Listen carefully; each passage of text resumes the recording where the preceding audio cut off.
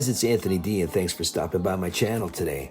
Today's video is a request from a few of my friends that are having trouble resetting their UNIDEN portable scanner to default settings. Now, you might want to do this when you're selling it or you're full of your bands and presets are all full. You want to change them up or get some new channels in there. Whatever reason, you want to reset it to default settings, okay? And this video is going to show you how to do that. Let's shut the unit off.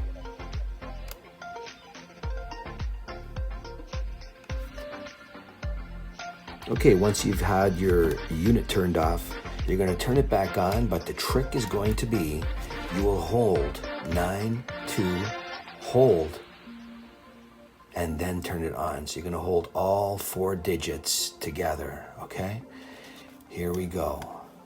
9, 2, hold, and turn it on. 3 seconds. Boom. It's been cleared.